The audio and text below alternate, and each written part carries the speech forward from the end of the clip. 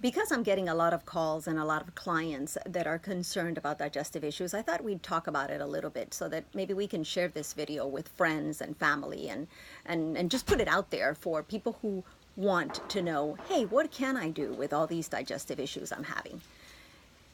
If you go into a store, a pharmacy of some sort, the area that is going to be the largest in the pharmacy, where you can go in and literally grab whatever it is you need and self-diagnose yourself, for example. I'm having pain every time I eat. I'm having discomfort every time I eat or a couple of minutes afterwards. And so you go into this area and you grab whatever you think you need. And the largest area has to do with digestive issues.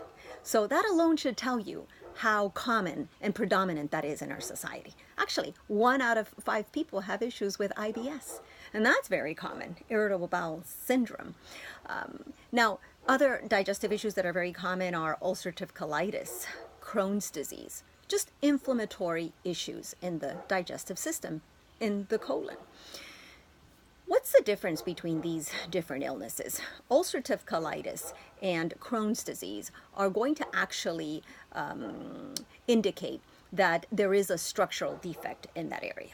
So the doctor can actually go in there and say, yep, you have some sort of deformity, some sort of structural problem in that area. And the concern with that is that if unheeded, if you don't take care of that, then eventually there's going to be changes in that bowel tissue that are going to make you more prone to colorectal cancer. And so that's why there is such a concern and worry over this.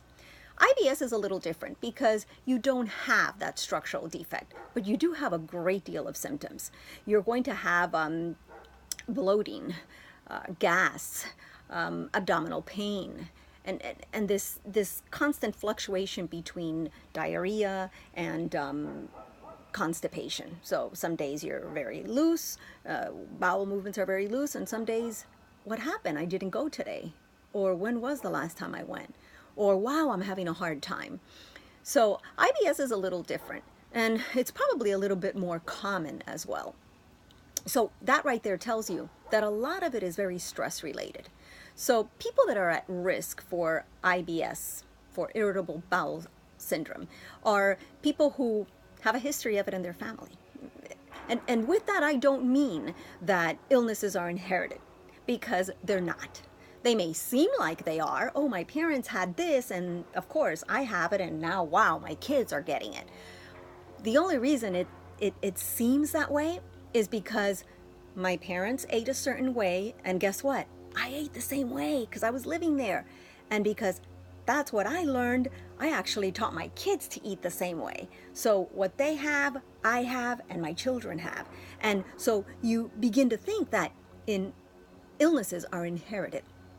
They're not. You can actually break that cycle. How would you do that? Eating differently. You have to break the cycle eating differently. But speaking of the things that make us more at risk for IBS, if my family has had it, I am more at risk for it. And that's basically why. The other thing is, if we all grow in the same environment and maybe the same type of stress lifestyle, then, my parents did this type of work and I've done it, and, I actually fell into the same line of work, and now my children are in the same line of work, and that was stressful, I'm stressed, they're stressed, then stress will also bring on IBS. So you may identify it with, wow, it's genetic. It very well could be, but these are the different things that will take us to be more prone to having IBS. Also, allergies.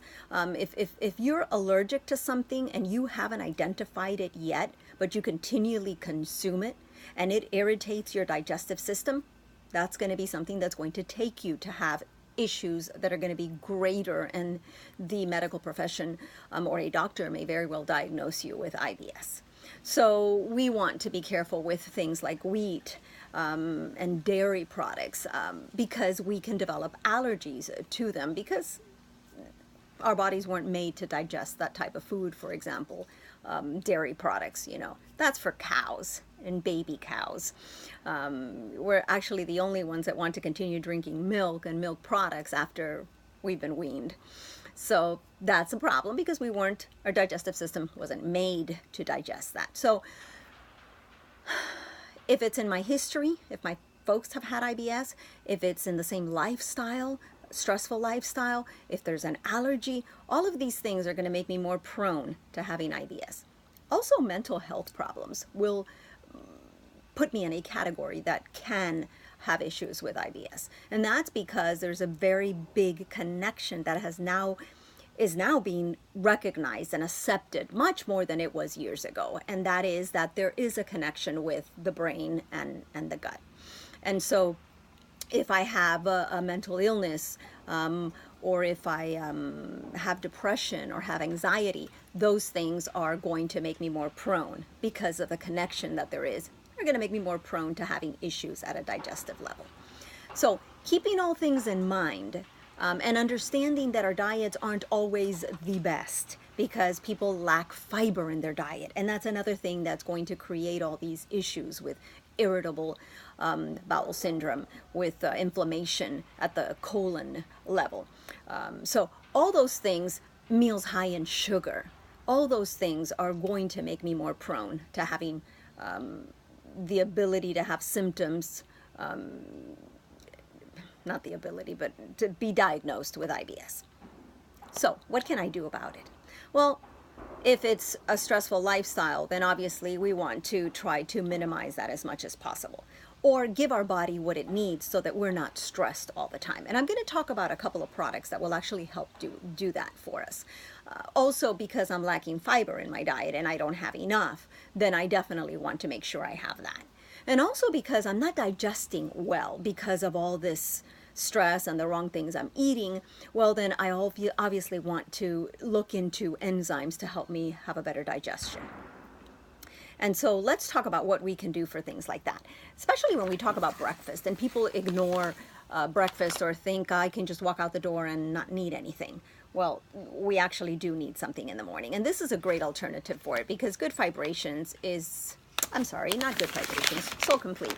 Because Soul Complete, what it does is it actually gives you the ability of making yourself a shake in water or unsweetened almond milk, unsweetened coconut milk. And I talk a lot about unsweetened because we're just identifying that one of the problems with IBS is sugar. So let's stay away from it.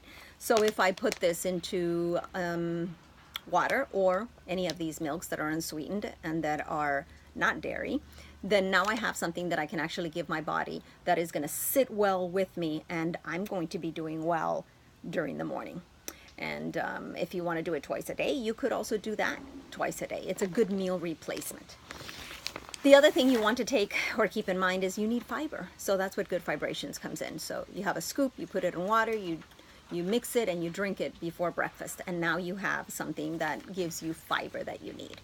And we need about 30 grams of fiber a day. So this is actually going to give us 6, which means if I do this twice a day, I'm getting 12 grams. I'm still short of the more or less 30 grams a day that we need.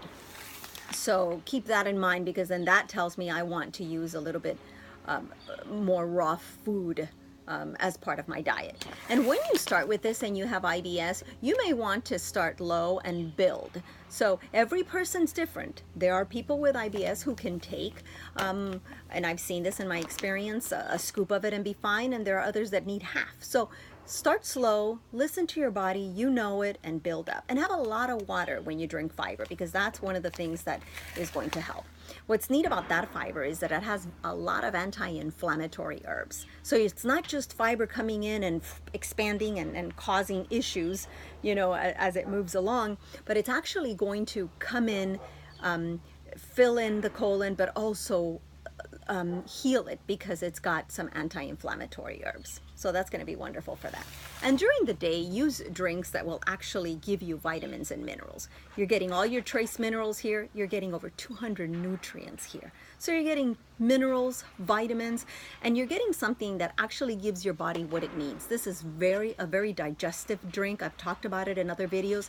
This is a very good cleansing product, and it gives you chlorophylls, and it works on your nervous system. So it actually begins to address the way stress affects you. and causes digestive issues, which is very important with IBS. And then use Vertizymes. This is an enzyme that you should accompany all your meals with when you have IBS. And you should also find a way to take it on an empty stomach as well. When are you on an empty stomach? In between meals. And before I go to bed, I should be on an empty stomach. So as you consider taking 2, 3, I've had clients that do very well with 5, 6, 7 of these capsules at a time on an empty stomach. So people who have IBS, in my experience, I've seen do very well having a couple of capsules every time they eat, and also having it before they go to sleep. And make sure you figure out which is the dose that's appropriate for you. Again, listen to your body. These products all have adaptogens. They're awesome at helping your body restore and get to where it has to be, because your body always wants to return to health. You just have to give it the tools it needs to be able to do that.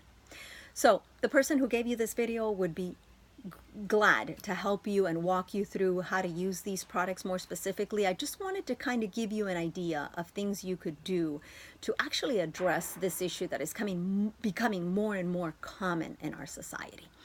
So I hope you enjoy this, and I hope you follow up on it, because it is your health, your life. Take care of it.